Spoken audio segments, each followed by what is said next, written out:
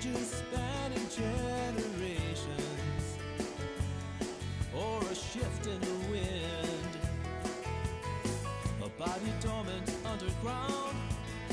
His world is right. Welcome to Onward Live, a live stream focused on encouraging you to create a life you love living now. Let's go beyond success to significance. Being clear on our why is crucial. It requires doing the inner work, finding ourselves, getting to know ourselves, embracing our inner child, shedding social conditioning, and letting go of perfect. We know obstacles make us stronger. We can dream big and take action. Believe you can, and you're halfway there.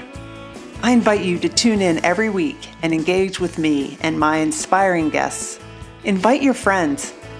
Let's make time for what matters most in our lives. Let's move onward together. Hi, everybody who's watching live, and for those of you who are listening later when this is published as a podcast, I appreciate you guys. Welcome. I'm excited to introduce my guest. She's a friend of mine, Captain Barb Bell, and we've known each other for a while, and we have a lot in common, and we're looking forward to this discussion as well. So let me introduce Barb. Flying has helped Barbara Bell view the world differently. As one of the first women to graduate from the United States Naval Academy and the United States Naval Test Pilot School, her perspective from up above has prepared her to empower the next generation of female leaders. And she does that by, lots of different ways, but one of the ways, and we'll talk about a lot of them tonight on the show, but one of the ways is in 1992, she and her fellow aviators went to Capitol Hill to help successfully repeal the combat exclusion laws, opening up combat aircraft and ships to women in the services. So, I graduated in 1985. Barb graduated in 1983. When I graduated, there was only like two different kinds of ships I could go on. I think it was a destroyer tender and a submarine tender. We didn't have very many options. And it's because of people like Barb that women today have many more options from which to choose. So let me bring Barb in. Welcome. Hi, Emily. I am so excited to be here tonight. Thank you. Friend from from many years. We've Yes. walked a lot of similar paths. Yes. Yeah. Hi, Shannon. Shannon is watching tonight. She's here quite frequently, so I appreciate you joining us, Excellent. Shannon. And if you have any questions, post them in the chat. So, Barb, welcome.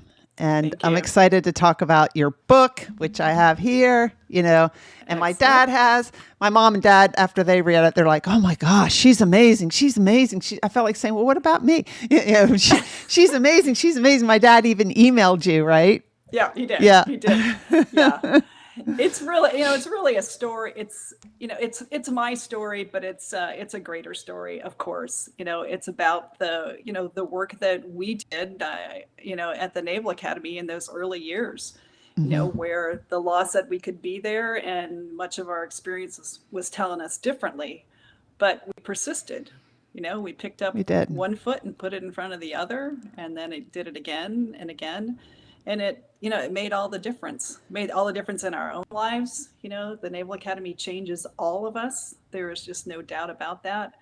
And it's allowed me to connect with amazing women who've been through that similar journey.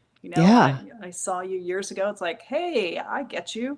You get me. It's wonderful. Yeah. We have this amazing sisterhood now. Yeah. No, we do. Well, why did you decide to tell your story and write a book?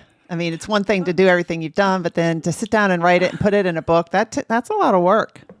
It's so funny. I've been telling my story for years, speaking in front of live audiences, from kindergarten on up through, executives. And it was, I think it was in 2017, I was finishing my doctorate at Vanderbilt. And I was interviewing a gentleman down in Orlando, Florida, on a totally different subject. And he stopped me mid-interview and he said, you need to write your book, and I'm going to give you the name of the woman who's going to help you do that. And her name was Wendy Kurtz.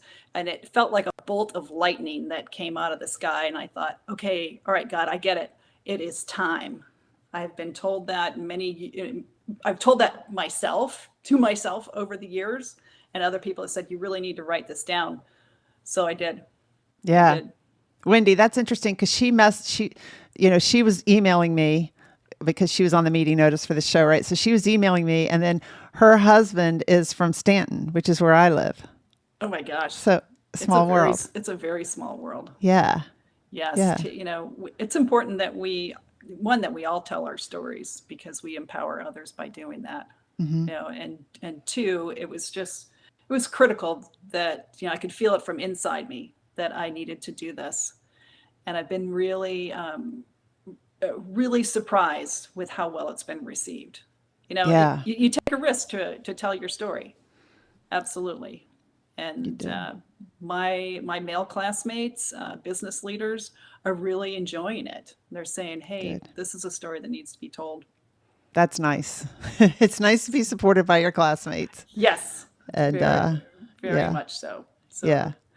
So that's how I did it. It was like, okay, you need to write this down, and I'm going to give you the name of the woman who's going to help you do that. So I appreciate Wendy Kurtz at Elizabeth Charles and Associates, and she guided me through this process. Awesome. So you've got a bachelor's degree in systems engineering, and then a master's degree in aeronautical engineering, and another master's in theology, and a doctorate in education from Vanderbilt. How do you have time to do all of that? Well, I retired a number of years ago from the Navy, and I took time to unwind. I had had this highly technical career, and particularly as a program manager, a high stress environment. I wanted more time with my children, so I retired. I did some consulting work, and then I just felt this itch. I need to do something different. And so that something different was actually to explore theology.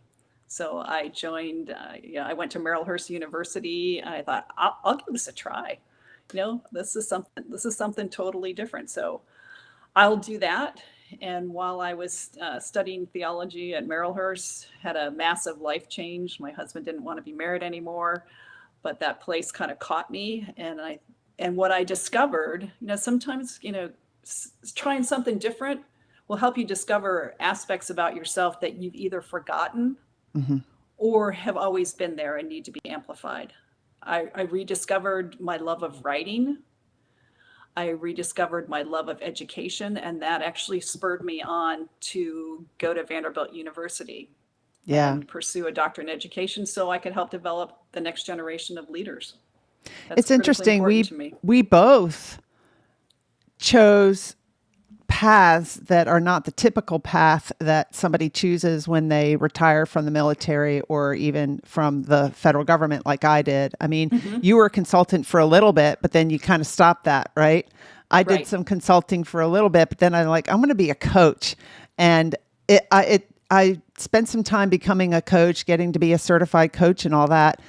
And then now I'm kind of back in the federal contracting arena a little bit because I'm representing Positive Intelligence, one of the coaching programs that I love, and helping them get back into the federal government. And you're back into kind of science, the STEM area, right? And helping girls, right? Get into STEM. I'm a huge advocate for girls and women in STEM. Yeah. Absolutely. That's part of the preface for my book. My target audience when I wrote this book was actually young women, to seek to empower young women. But it has a broader message, which is resonating, that you can do what you set your mind to, that you can recreate yourself. Yeah. Yeah. For sure. So yeah, go ahead. So we were talking earlier about, feeling that need to recreate ourselves almost on a periodic basis. I think it was drilled into me with 28 years of service. About every 2 to 3 years, I needed a new tour. Right. So I left the Center for STEM Education for Girls and was invited by Vanderbilt to come and teach leadership to undergrads. And oh my gosh, I love teaching undergraduates. It came as a surprise to me. I thought, oh heck, I'll try it. Yeah. And I just got out of class just a little over an hour ago. So I have a new crew of students, and they are amazing. Yeah. Awesome. Hi, Brad. Thanks for joining us. And Sylvia, thank you for joining us. Yeah, I love this. Brad says, love this. And This thank is you both for what you do. Yeah. great. If you guys have any questions for Barb, put them in the chat. Barb, in your book, you said that you had some key quotes highlighted. Do you want to talk about some of those key messages in your books or key quotes? Absolutely. I have some of them tabbed. And, I guess the first one is as women, we can support each other and share our stories and the tools we have developed to navigate new frontiers. You and I were certainly pioneers at the Naval Academy, and ultimately, we helped to change the Navy and change naval history. So other women can do that. You can pioneer in a multitude of ways. So that's one thing I think of. One of my other quotes is "No is a complete sentence." I know, I love that. Yeah, I'm getting great feedback on that one because my book is broken up into 3 different sections, and the first part is gritting it out, and then navigating turbulence, then earning your wings. So, after all these years at the Naval Academy and all that we went through, had built that great foundation of grit and persistence. But then, as I went on to flight school, I had to protect my boundaries. Yeah. People were going to test my boundaries, and so that no is a complete sentence. When I usually tell the story when I'm out on the speaking circuit that I got to flight school.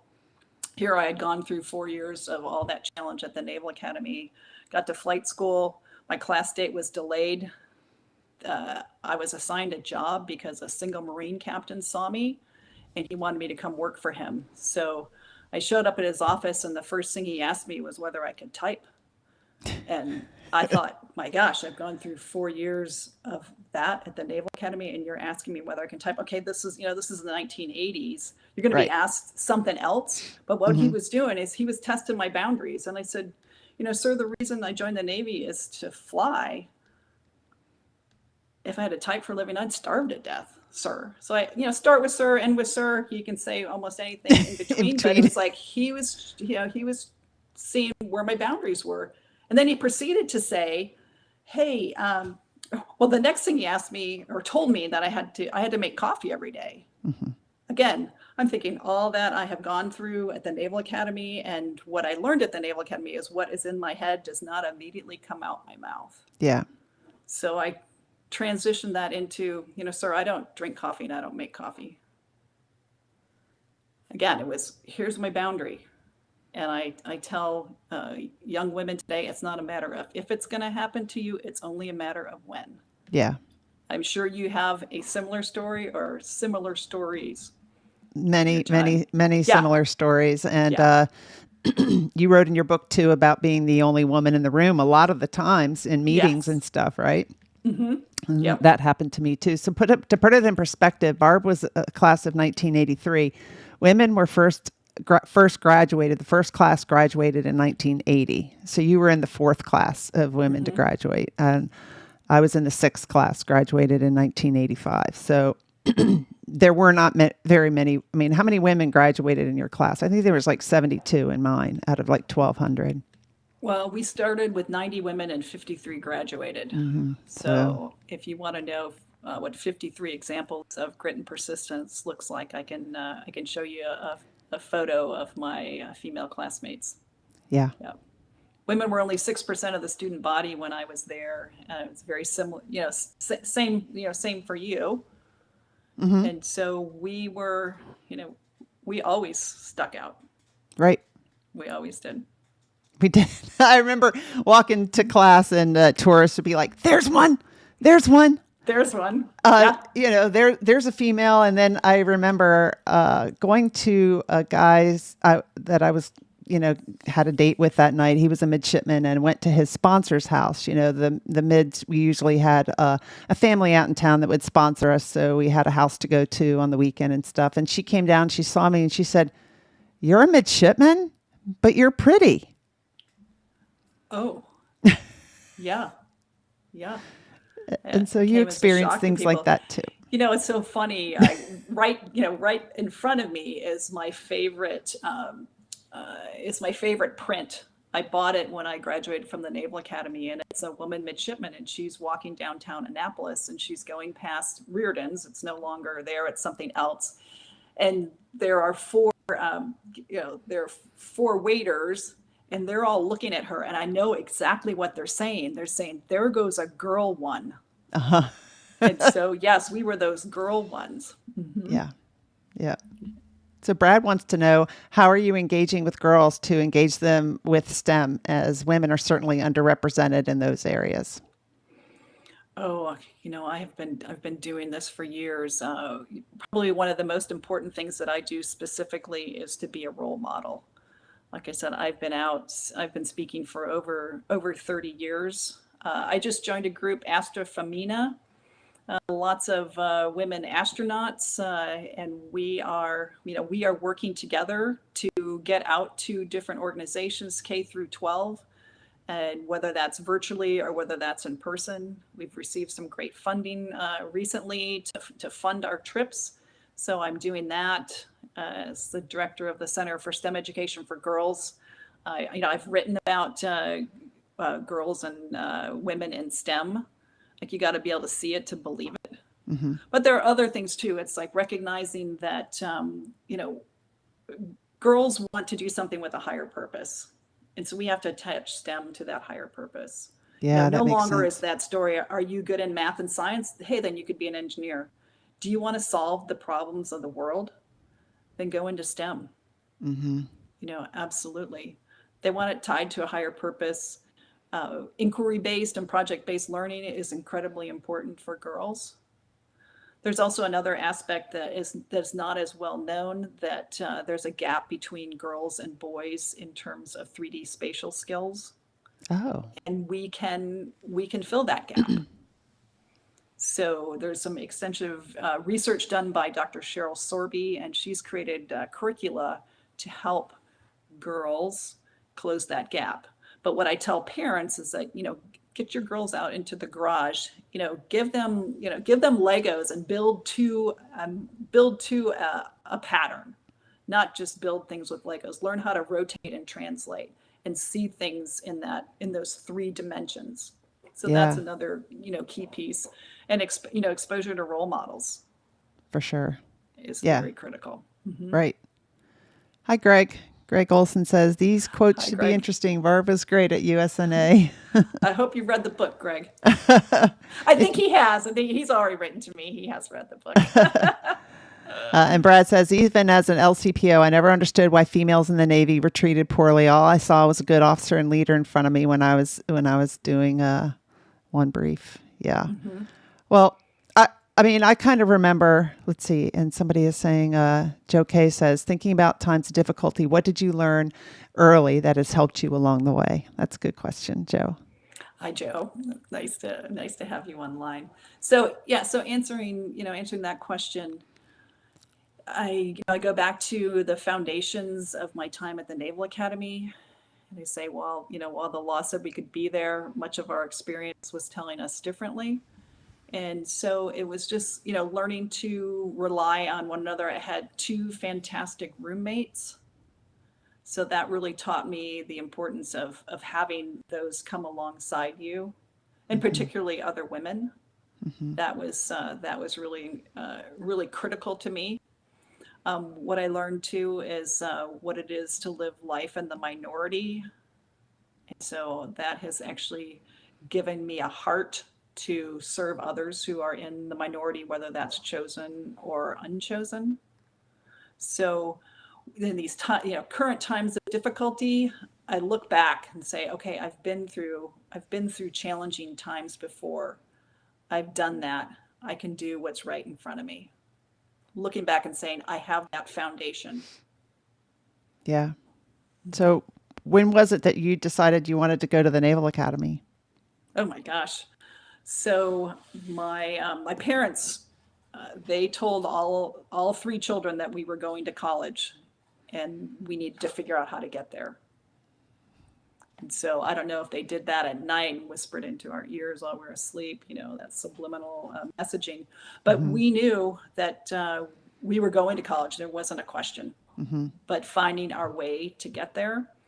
My older brother, he went off to the Air Force Academy. His high school football coach encouraged him to take a look at Air Force. So he went off to the Air Force Academy, and when I went out to visit him for Parents Weekend, I'm 2 years younger than Dan, and I saw all the opportunity that he had. I wasn't going to settle for anything less. So I started looking at the Naval Academy because I didn't want to be his little sister. Yeah. I'd had enough of that. Yeah. So that's what inspired me to apply to the Naval Academy. You know, while I knew intellectually that women were in the minority, you know, our experience was, you know, living that experience was far different. But it gave me that elite education that my family couldn't afford, that I wanted so desperately. So it started with that desire for education, and then, you know, transitioned into really that desire to serve and become a naval officer. Yeah. And it opened the entire world to me. I'm from a small town, and I've traveled the world. It's been, you know, it's been really remarkable. Yeah. And then did you have another sibling that went to a military academy too? I did. So we all follow. Dan started, and then I went to Navy, and then my younger brother Jim decided to go to the Air Force Academy. So my parents paid nothing for us to go to college. And then what's remarkable is my older brother, he completed the trifecta. So he has 3 sons. His oldest and youngest went to Air Force, and the smart one, Michael, went to the Naval Academy. Oh, that's awesome. You know, I just gave my parents they had a 60-year wedding anniversary, and I gave them a book where you know, it was Shutterfly, where you put all the pictures in. And there was a picture that I had of us visiting the Naval Academy back before women were able to go there. And wow. Yeah, so my dad's standing on the seawall with me and my brother and my sister. And then I put next to that, I put a picture of me at graduation day with my brother in his Air Force Academy uniform, and my sister, who just finished her first year at the Naval Academy, both saluting me. So I said on that page, I said, who knew that when we visited the academy that all 3 of us would end up going? Now, my brother didn't stay. He left after 2 years. I think he had,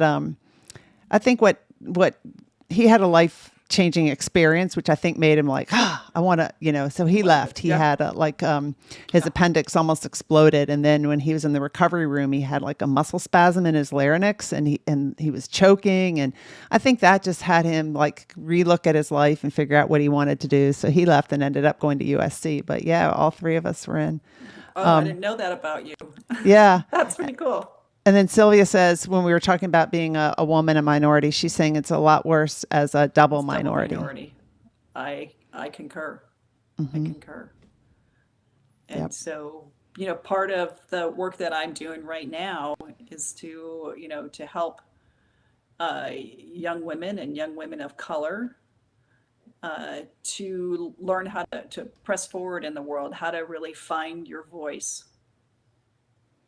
What suggestions do you have for that?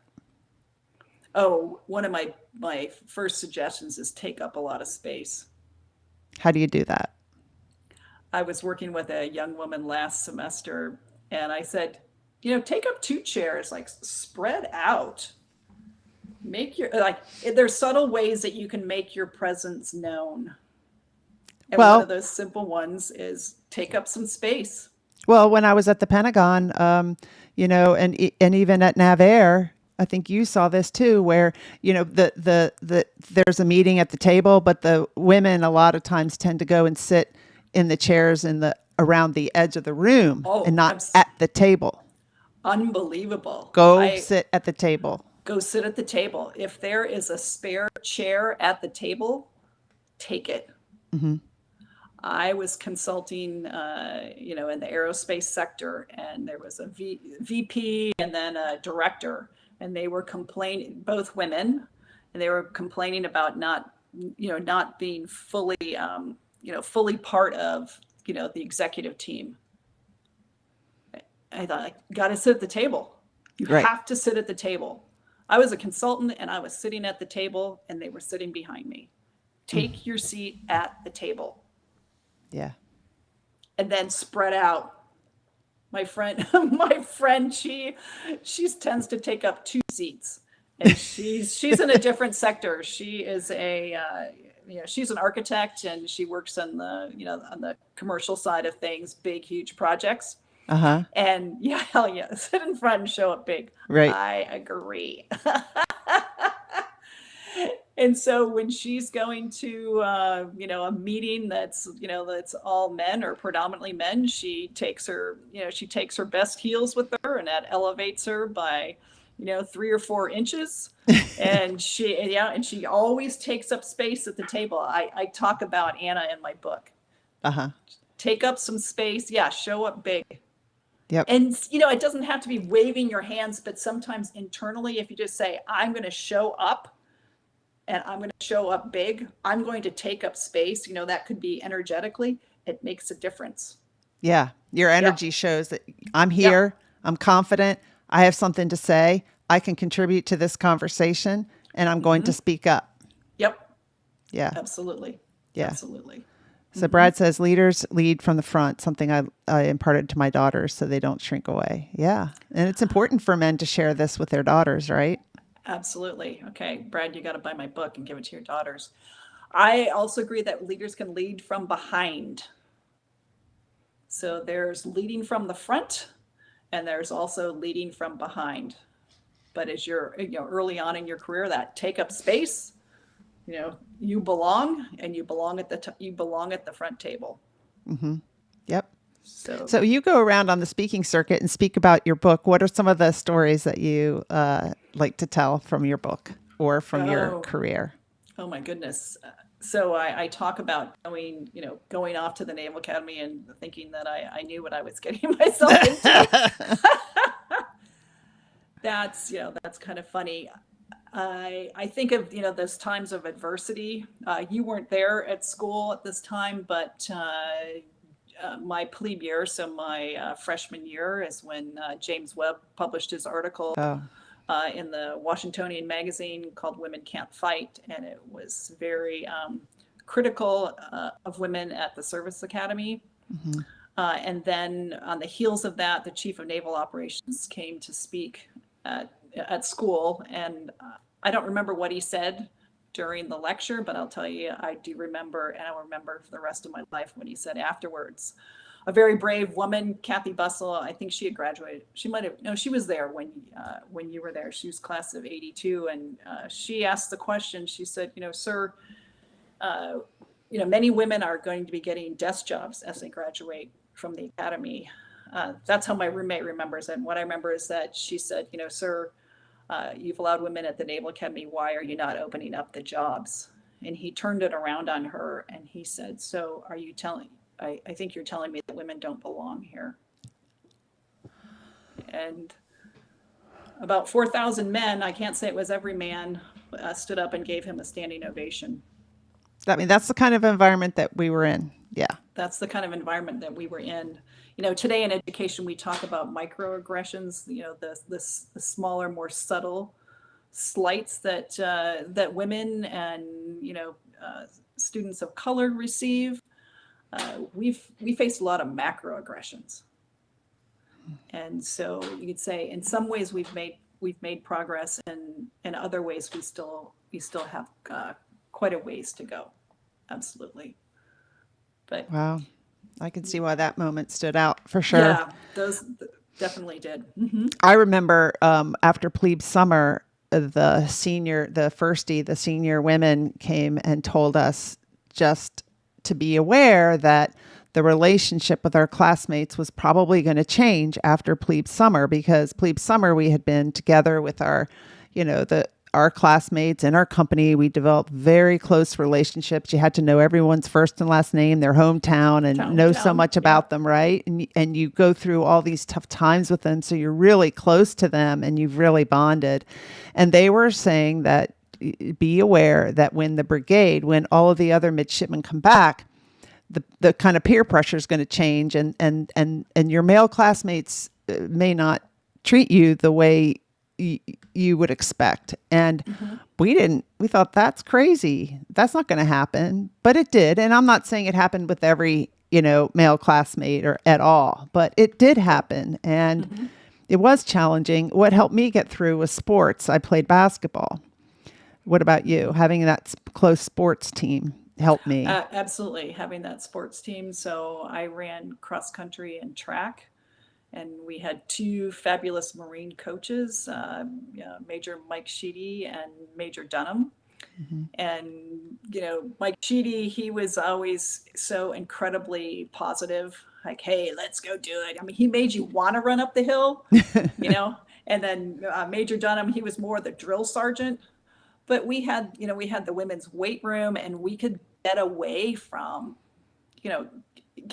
all that was going on, in Bancroft Hall, and be together. And then the advantage of being a runner is that we ran outside the gate. Oh, nice. We could literally get outside. You could escape. So we escaped. So I know a lot of running paths, outside the gates of the Naval Academy. Yeah. So it really develops close bonds. Like my two roommates that I had throughout the academy, we went to Mexico for our 40th birthday, and for our 50th we went to Costa Rica, and it's our 60th next year. We're going to go to Hawaii for a couple weeks together, so we're still really close. So it's really nice. I dedicated my book to Millie and Karen. They were my roommates for 4 years. Yeah. I don't have a sister, but we are tighter than sisters. That's awesome. They are amazing women in their own right. Yeah. So what made you want to be a pilot? So I was a naval flight officer. I didn't have 20/20 vision, but I could still fly in a different way. And, I can even go back to my brother going off to the Air Force Academy. He didn't have the vision to be a pilot. So my parents told him that he could take flying lessons, and they would pay for that. So my first class year, my senior year, I called them up and I said, hey, I just signed up for flying lessons, so I'm sure you're going to pay for that. They said, what? I'm like, well, it was open to him. Obviously it was open to me. So that spurred my interest. I wanted to keep pioneering. Yeah. And so flying was a way to do that. So I decided, okay, that's what I'm going to do. And then I had also met Lieutenant Colleen Nevius. She was the first Navy woman to graduate from Navy Test Pilot School. I met her when I was a first classman. I was like, oh, that's what I'm going to do. I'm not only going to fly, but after that, I'm going to go to test pilot school. You really set some big goals for yourself. I did. I mean, looking back, it didn't seem like it at the time. It was just like, oh my gosh, test pilot school, I could combine flying with my engineering background. Like, oh my gosh, that is incredible. And it was absolutely incredible, to apply to and get accepted to Navy test pilot school. Yeah. So, and then, what was I going to say? It just slipped my mind. I'm getting a little older. Oh, you were a program manager. So that's a big deal too, being a program manager at the Naval Air Systems Command in charge of an acquisition program. There's not a lot of female Navy captains that do that. No, I have this theme of being the only or one of the only. Yeah. And usually it leans more towards the only. So I was the only woman in my flight school class. I was the only woman in my test pilot school class. My first command, they had never had a woman in that role. My second command was as a Navy program manager. I was the first woman aviator across the Navy to become a major program manager. So by that time, I was so used to it. Yeah. And I will say, I'm going to give you the bottom line of my book. I knew I was never going to fit in, so I chose to stand out. And honestly, the program that I took over was struggling, and I immediately brought visibility to that program office by being who I was. And that allowed us, that helped get the right resources and people and team members to turn things around. So what do you mean by being who you were? By being a female, or by being Barb, who is not going to hide that the program's struggling and is going to go find the resources by I would being say you. yes and yes. Yes and yes. You know, we learned back at the Naval Academy, we were always going to be watched. I remember getting to flight school, and I tell the story in my book. I was speeding on base, and I got pulled over. And with that, I was given a ticket and an invitation to meet the commanding officer of the base. So I remember, you know, showing up at his office. I had my uniform on, you know, nothing out of place. My hair was pulled back perfectly. And I met with him, and he said to me, "You've got to realize you are one of the only women here on base. You've got to set the example." Only one of the only female officers, and enlisted. There's not a lot of enlisted even on that base. Right. And so I realized that I was going to be a role model, whether I liked it or not. And that was a defining point. I mean, how funny is that? You got caught speeding, you go to the, all of a sudden it's like, okay, I am here not just for myself. I am here for all the women who will follow me. And how did you handle that pressure? Or did you look at it as pressure? I didn't look at it as pressure. I mean, we'd been through the pressure cooker of 4 years at the Naval Academy. It was like, okay, got it. I got it. This is what I'm going to do. I mean, and there were some ups and downs along the way. No doubt about it. But it's like, okay, I'm setting the example. So Joe K asks, what's been the most curious or unexpected reaction to your book so far? Joe and I have we have breakfast every Friday morning. And so she always asks great questions. She's my great British friend. Most curious, unexpected reaction to my book. The fact that people are taking action based on my book. I was on a virtual web, on a webinar, and afterwards, this gentleman wrote to me. He said, "I'll have to tell you how much I appreciated your story." And he said, "I've done something I've never done before." He said, "I immediately ordered your book. I read it cover to cover, and now I'm ordering 9 more for every woman in my life." He said, "I'm gonna write it, to these young women. I'm going to give it to every granddaughter and grandniece when they turn 16." I thought, wow, that's remarkable. That's really remarkable. Yeah. So that's the unexpected reaction. Yeah. I mean, one of the best parts about my book and going to book signings is that I am reconnecting with people, and I'm connecting with new people, and that's been really beautiful. It's been really lovely. So this show is, it started out as like being overcoming adversity and moving forward, which we've both done that, right? Yeah. And then it was like the Onward podcast, facing adversity, moving forward, and discovering ourselves along the way. Because I think you learn a lot about yourself when you go through tough times. And now the theme is create a life you love living now. And what I mean by that is like, don't wait. Don't say, well, once this happens, or if I had a better boss, or if I had a different job, or once I retire. What can you do today to really love your life? So what advice do you have for the listeners about how they can, create a life that they love living now? And how have you done that for yourself? I think taking that, a fierce internal or inventory of yourself. I think it starts with that. Okay, what is it that I don't like about my current job? What is it that I don't like about my current life? It's too busy. It's too this. It's too that. I often think of when I use the term I'm too busy. I have switched that to I live a very full life. Words matter, right? They have energy. Yeah, words matter. Absolutely. I knew that, when I retired from the Navy, I really didn't want to work full time again. So I tried consulting, and so you start dabbling. Tried consulting, not so much. Okay, so I'm just going to go to school.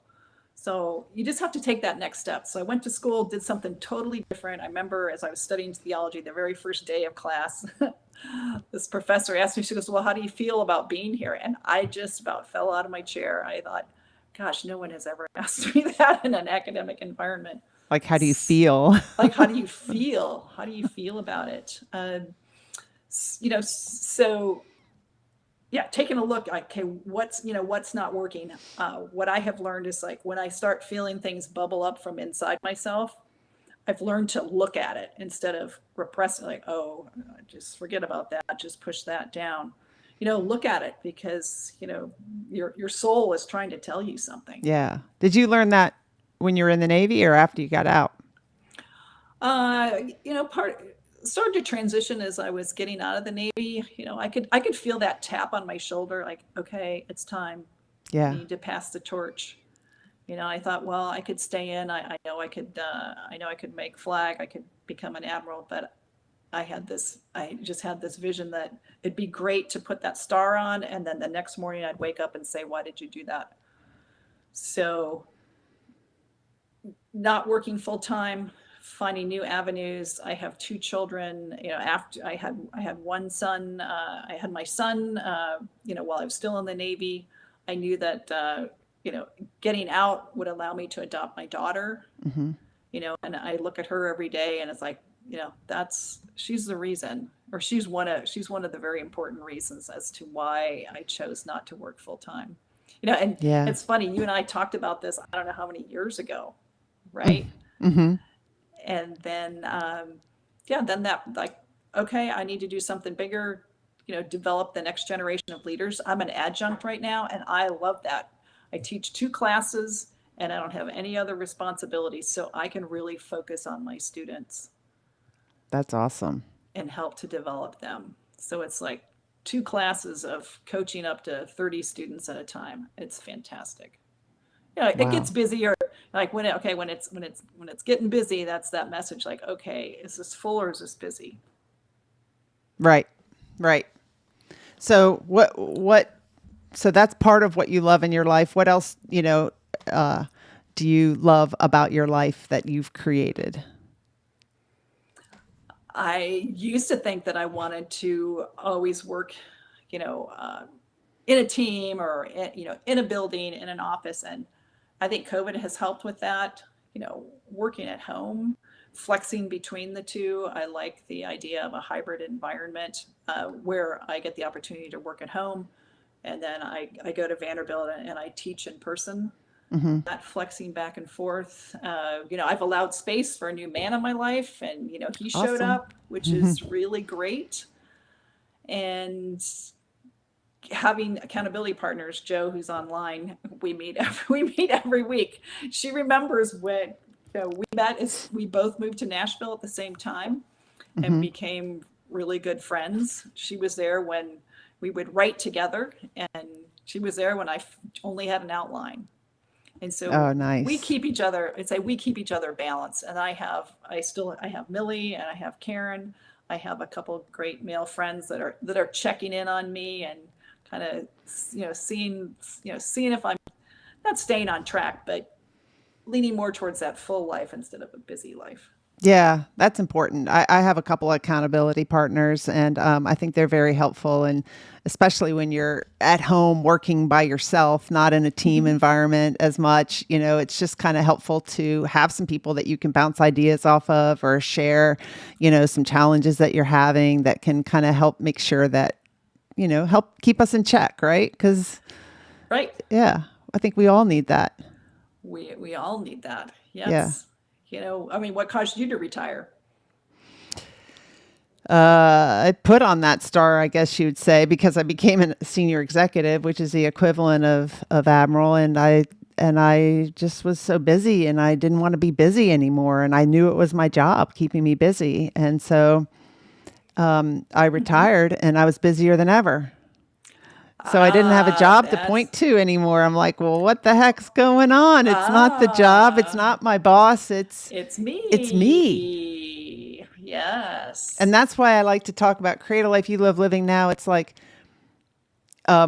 don't wait for retirement, because that's what I was doing. Well, when I retire, I knew I was going to be in great shape because I was going to have all this free time, but I didn't. I was like so used to being chained to a desk, per se, that I was at the desk and I was working, I was becoming a coach, I was starting my podcast, I was doing all this stuff. And then, my former husband passing away within 5 months after I retired helped too, because, he worked at Navarre. He was a GS-15. He worked and worked and worked. And I saw him die with regrets, like of how he lived his life. And that made me think, how do I want to live my life from here on out? So I started to really, we plan our work life, work, we plan, where we're going to go and at work, what our objectives are for the year for work.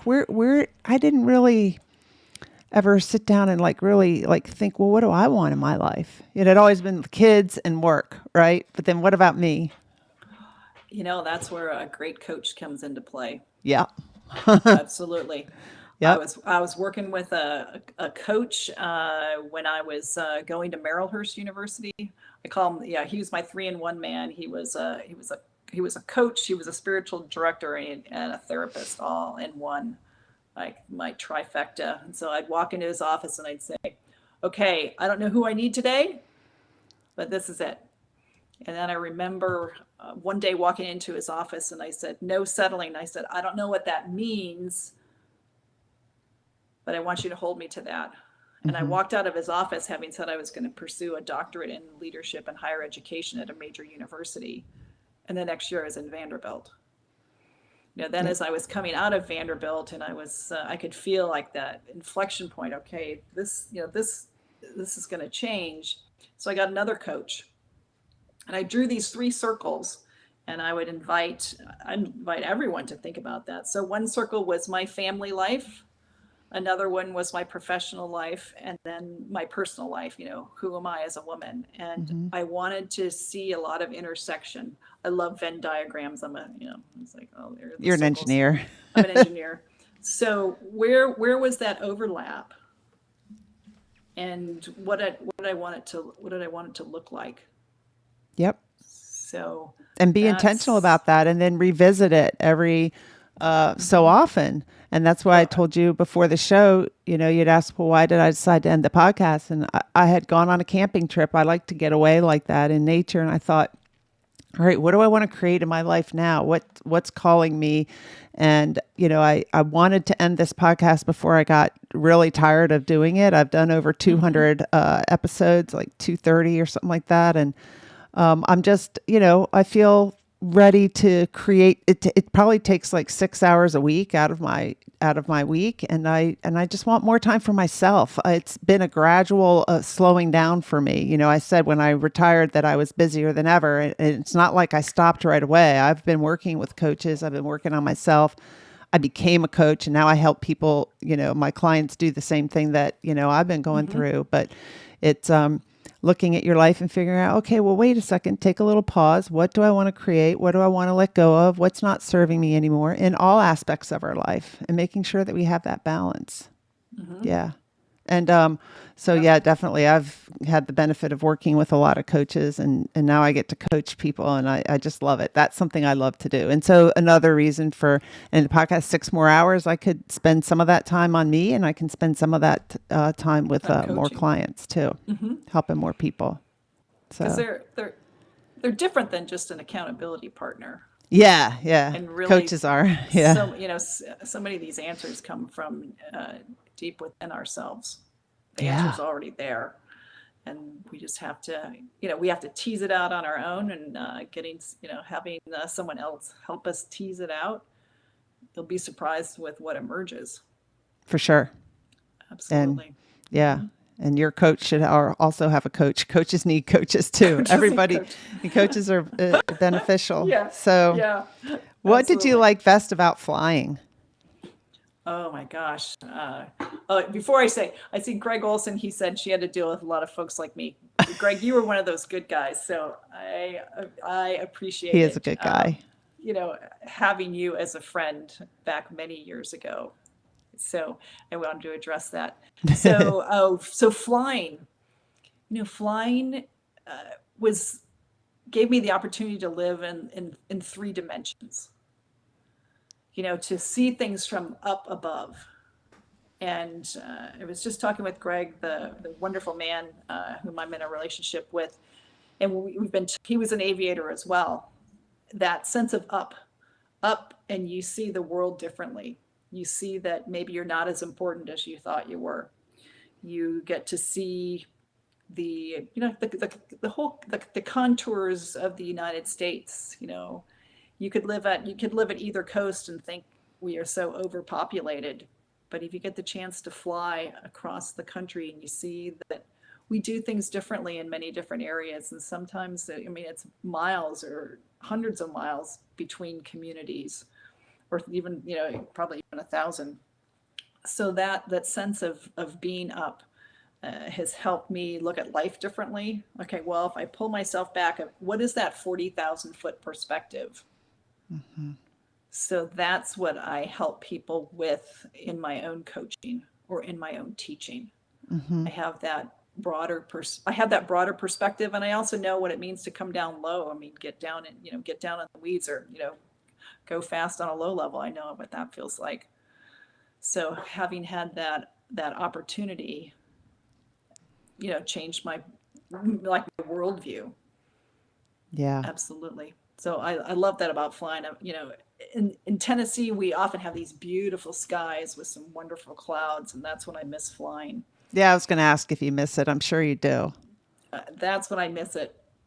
But then you see some of the thunderstorms build, and thinking, I remember that time we were hit by lightning 5 times, and that was pretty unpleasant. And, we came back and landed, and I got out and kissed the ground and said, I could have a desk job. Yeah. Or flying up in Alaska, we were headed to Anchorage, and all of a sudden the weather started rolling in, and we realized we couldn't land there. So our alternate was Fairbanks.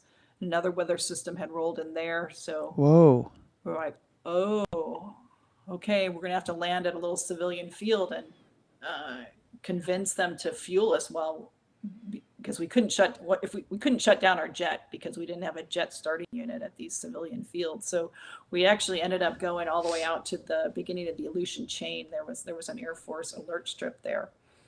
So, wow. That was pretty sporty. That must have been terrifying. Were you close to running out of fuel, or? Yeah, we were on final, and they gave us directions to turn in holding, because there was a 747 stuck on the end of the runway because these weather systems were covering both Fairbanks and Anchorage. So wow. Greg says, and the resources are different in coastal cities versus the working heartland or Alaska. Yeah. So some of it, okay, they said, well, you're going to have to go into holding. We don't have the gas. We're landing. Well, there's a 747 on the end of the runway. Well, we're landing. That's fine. Wow. So sometimes you just have to put it down, right? Yeah. Sometimes you have to say, no, we are landing. No. No is a complete sentence. No, we are landing. Yes, we are landing. Yeah. That's what we're doing. So you got one little clip in here. It says, don't clip your own wings. What do you mean by that in your book? Oh. I'm looking at it. You have a chapter on don't clip your own wings. Don't clip your own wings.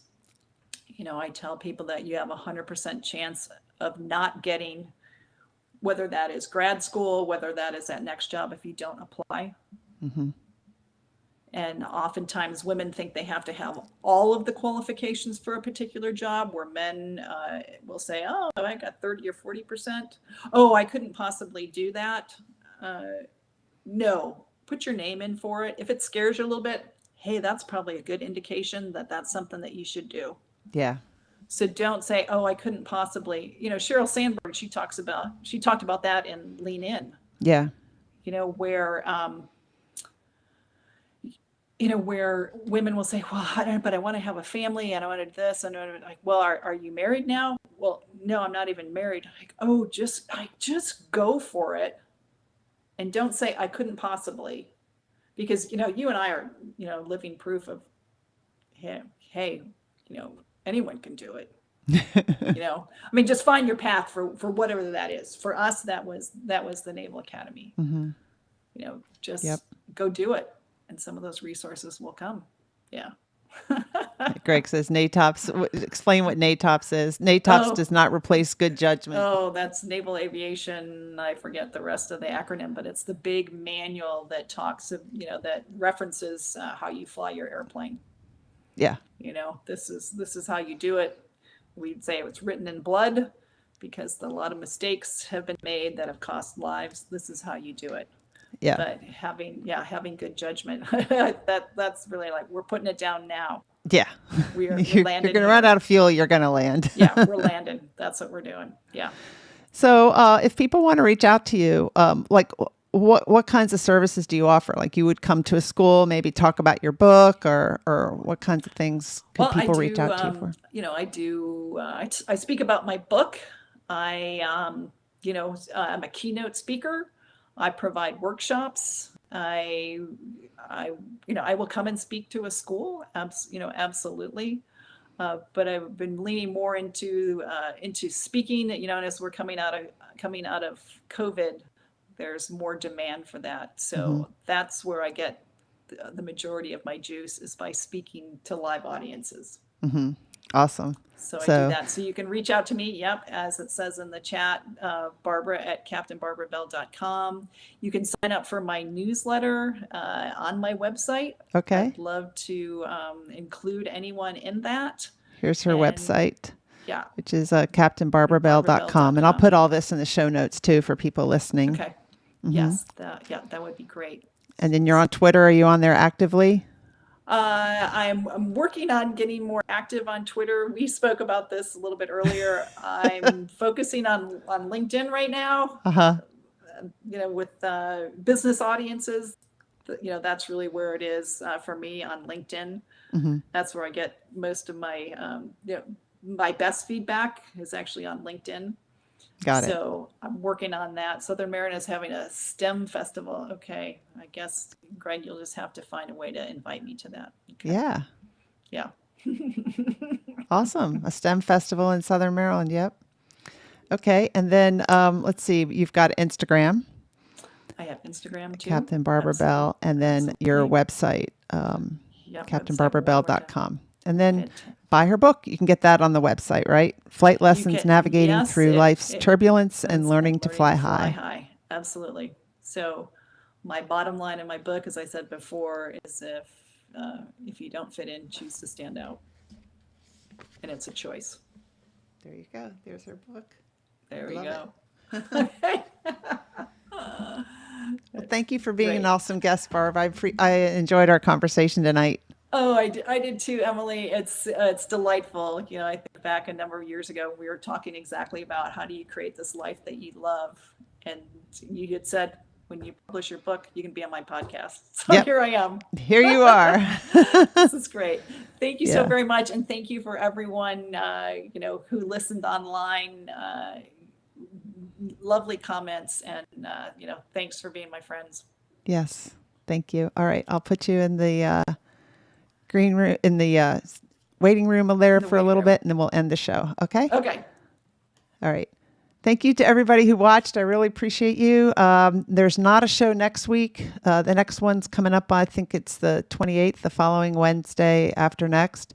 And the last show is going to be on November 2nd. So hope you join me for that. I think I'll be the only guest there, just kind of talking about what I've learned and doing over 200 podcast interviews and just talking about life, answering any questions that people might have. And, I don't know if it's going to be a break forever, if it's just going to be a break for the winter time. We'll just see. I'll just see if I miss it or how I'm feeling or what else I'm moving into my life after letting this go. But I've really enjoyed doing the show, and I appreciate everyone who watched tonight and everybody who listens to the show when I publish it as a podcast. Thank you very much and have a wonderful evening.